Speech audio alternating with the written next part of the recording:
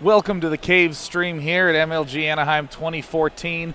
We're deep underground in a bunker covering these StarCraft 2 matches. We have Miniraser going up against... Tell him, Todd. Stardust. I successfully inhaled my own saliva in the middle of that intro. And, you know, there's sometimes when you play it off cool, you know, you want to say a sentence like, oh, Stardust crushing Miniraser. But then you begin the sentence, Miniraser. So in your head, you got to create a new sentence that begins with, like, Miniraser falling hard here. You know, something like that. But if you don't have lungs, it's hard to talk. When they're full of fluids, because you salivate a lot mid-cast. I mean, my life is just difficult, Todd. Sounds difficult indeed. At least English is your native language. That's right. Todd actually is. Todd has Alta Vista Babelfish open and is Google translating everything from French to English. He's just reading from the screen for most of this. Really amazing how quickly he does it. The next match is ready. And we're going to be playing on Way Station. Talk a little bit, well, I mentioned it before the break here. You said it yourself. This is actually what? How did you describe this map again? Exactly. I mean, it was probably along the lines of just kind of one of the weirder maps to be choosing. Weirder maps. I like that. I mean, I don't really know if there's a more suitable way to put it because you don't get any good predictive information from it. You don't get like Frost is big. There's some better or worse positions, but they're all big. Here, top left and bottom right, extremely far positions, very, very big map experience. But then when we're in these spots, it's complete opposite, very tense in these starting positions. Down in the bottom left-hand corner from Team Fnatic, it is Miniraser. And then up in the top right, from Team My Insanity, it is Stardust. Stardust, who really seems to like to make his first pylon down the ramp around his natural every single time, and that's going to mean a forge every time as well.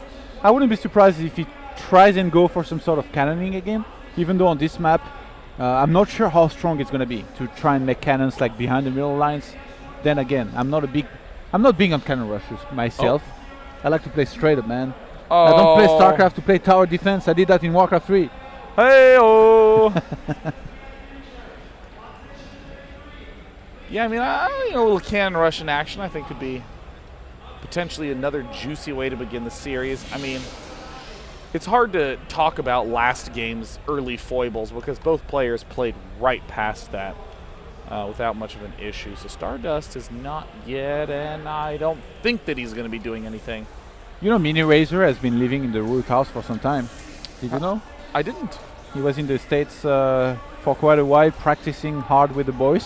And I have to wonder, did it affect his PvZ in a way that basically it seems to drone scout every single game? Yeah. And that's something that I've seen some of the Root players do from time to time to go for hatch blocks and things like that. So maybe he's learned that from them. So far, it's not been helpful in his games against Stardust because Stardust has never opened super greedily with like a quick nexus. So there was no real opportunity to hatch block him. Yeah, I mean... Same pylon, by the way. Wow. Now same cannons? I hope same game? The same cannons. I mean, if you look at that positioning, there's a cannon that can fit at the left and above. So those two spots, oh my god. Oh my god! This time the drones are going to be on time, I think, to block this. You see, Miniraser's goal should be to get some drones in there to make sure he doesn't let the cannons get up. He's going to throw them down behind the middle line. The probe taking a lot of damage, but he's going to block the other cannons very, very well. But there's... just target the pylon. Target the pylon. No, the pylon. There's another probe on the way this time. Still target the pylon. Power to the pylon. He's going to get one cannon. Stay the course, man. Okay, and here comes... Artosis won't Oh my god, it's Huck from the beta. Oh! Artosis won't tell me a captain goes down with its ship. You need to stay the course. And in this game, it looks like Stardust is going to stay the course because he wants to commit heavily to this cannon rush. Absolutely brutalizing cannon rush. We normally say that the cannon rush is exceptional against a player who goes for hatch first, but in this position, Stardust is just saying, cannon rush, good unit. Yeah, actually, it's looking like there's going to be a hold from Miniraser. He's Okay, 10 drones against 20 probes. This is the exact remake of the previous game. He should be canceling those cannons. But I he's don't not. think so, man. Come on, What? let's get the cannons done, man. Uh-oh, Mr. Probe is gonna die. The cannons? Oh, if he gets the pylon, this is smart. If he gets this one, he's gonna power. Okay, triple cancel here. And Nexus starts and he has a cannon back at home. This is the exact same game that we saw before. 10 drones versus 21 probes. I mean, the problem is that the Protoss can't catch up as quickly because he has one Nexus worth of chrono boosts. This time though, 8 Zerglings. And that ramp is super, super wide. There is no probe in the wall. Get the Oh, he's going in the main. No. Oh my god. Oh, get the probe. Get He needs the pylon. build it. Get the. Oh my god, and he saves the probe as well. Oh my god. Cancel and remake it. Wow, Stardust just has. I mean, that's the moment that'll grow hair on your chest. That was like a lumberjack man probe right there. Man, the main base of Miniraser looks so sad. There is 2 drones, now 3. 2 of them are mining on the long distance patches. This is just sad right now. Yeah, you know, I was about to talk about how Miniraser is going to have a good opportunity to catch up, but I thought that he had actually made a queen. He has no queens. He's getting the first one right now. Getting queen number 1. You know, on Overgrowth, Swamos is very, very strong, but on this map I really don't think it is, because the bases are too spread out, and going Swamos will allow Stardust to go up to way too many bases. He would have too much room to go around, do some War Prism harassment with all the dead space there is around the main base and all that. So I really feel like Miniraser in this game is in so much more trouble than he was in the previous one. Oh, this is looking grim for Miniraser. Miniraser. Yeah, I mean, there's not much to analyze too much here. I mean, we're seeing the Stargate go down. Great. Same Stargate. And this Stargate is particularly exploitive of the position Miniraser's in because Zerg doesn't have good anti-air until layer tech. So if you can delay the layer tech and delay the third, a single Void Ray guarantees no third for a long, long time.